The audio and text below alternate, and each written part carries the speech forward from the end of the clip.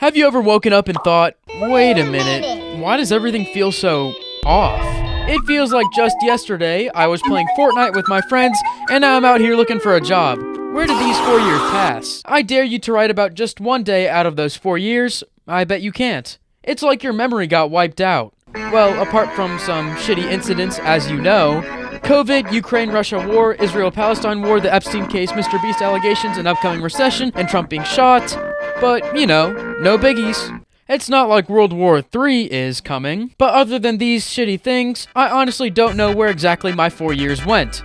It felt like we were trapped inside those four walls forever, and we all did anything to keep our minds away from what was really happening in the real world. And for character development, I can't begin naming guys who went from being a complete extrovert to a hermit introvert. Even when we were writing down resolutions for 2024, deep down inside, you knew you were probably not going to follow this routine because your body simply doesn't know what that means. No matter what you do, you simply cannot go back to that feeling you had in 2016. You all felt something when I said that, didn't you?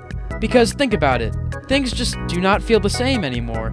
Even when they technically are, 2016 was the year, bro. The world was just flourishing and growing. The world made progress, we had hopes. Cut to today, we as a world are divided, especially politically more than ever, and honestly, it's not helping anyone. And this unsettling feeling of everything being off, even when it's technically okay, is what psychologists termed as derealization, a sense that the world around us has become strangely alien. So why is it that our mind has failed to adapt post-corona? Is it really that hard to vibe like it's 2019 again? The short answer is maybe, but the long answer is more complicated. Stopping by a friend's place unannounced, just to hang out, hosting or attending house parties, celebrating birthdays on a grand level, hitting the gym regularly. Ah, the good old days. All of these memories have been stored in your mind in a block-by-block sequence.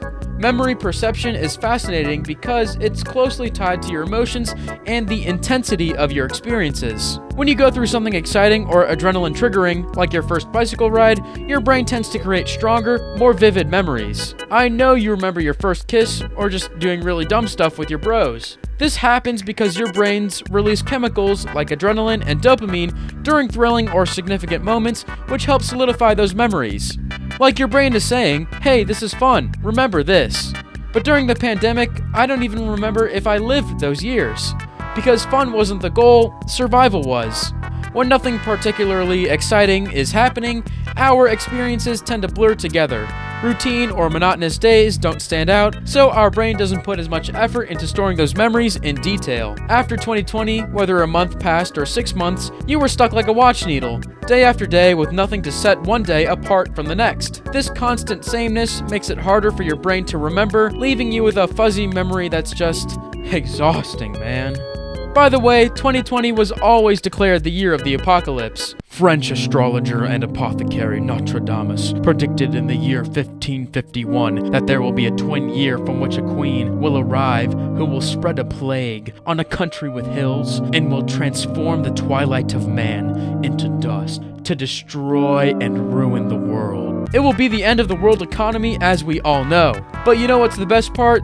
The world now realizes that health workers, cleaners, truck drivers, and retail workers are far more important to society than Hollywood stars, imagine there's no heaven, sports stars, celebrities, and administrators. This virus might just be the start of a whole new generation, changing the young ones' approach to life in the future. Still, it only teaches not to blindly follow someone just because they have millions of views or a killer wardrobe.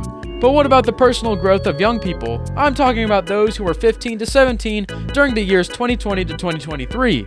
Yeah, sorry about you guys, you really got the short end of the stick.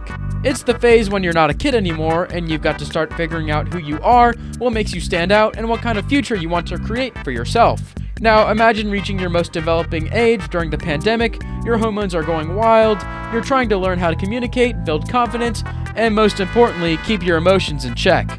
But what did you see? The entire world announced quarantine. The only interaction you did was through a screen. And the results, as we all know, were horrible. Suicide rates at an all-time high was just one piece of the puzzle. 2020 smashed our lives into our phones and the digital world, making us almost forget our physical space.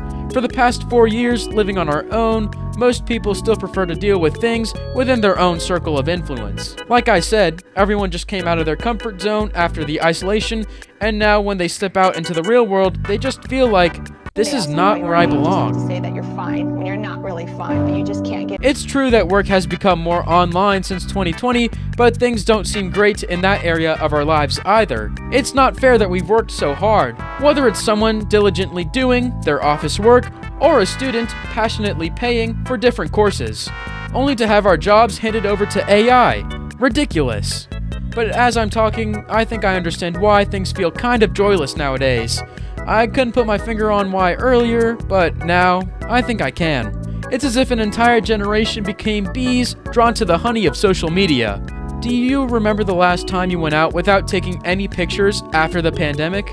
Even when we take a break from our routine and go on holiday, even grandparents say, hey, let's click some pictures. The one who used to enjoy their 50s also checks out their phone first. So how do you feel real in a world which isn't real in any sense? Your 2019 routine has been completely ruptured. You're not feeling like your true self anymore, or maybe you've just forgotten who the real you is. And this is connected to why you're feeling more stressed or tired these days. Before 2020, you knew how to balance your time between fun and family. You'd go out for lunch every weekend, play basketball with friends, and do so much more. And now look at you. The fear of earning money and the fear of AI taking your job have disconnected you from the real world. When you think about a stressful event, there's usually a build-up, the event itself, and then a time to come back down to a resting state. We haven't been able to do that with the pandemic. What's happening in our bodies is that we're getting these shots of cortisol, preparing us to run away from the bear. But now it feels like there's a bear every other week. We're just not getting enough time for our bodies to return to a restful place. But hey, there is an off button to this sensation. No need to live like that. First, counter the feeling of derealization. This is real, and the pandemic is over. You need to reconnect with the physical world and spend time with loved ones. You don't have to share your happiness with anyone else online. You know, when you link the dopamine rush from social media to hitting up something artificial, it's like a reminder that most of what you see online is crafted to get you all anxious. So it's really not worth getting obsessed over. It's like you're running from a predator and your safe space keeps being moved farther and farther away. So what you need to do is find your safe space. Remember what made you happy before 2020. If you can't even recall your pre-corona days, man, maybe take some almonds. Slow down, breathe more, eat meals on time, stay healthy, get to bed on time, and wake up on time. You'll be good, I swear.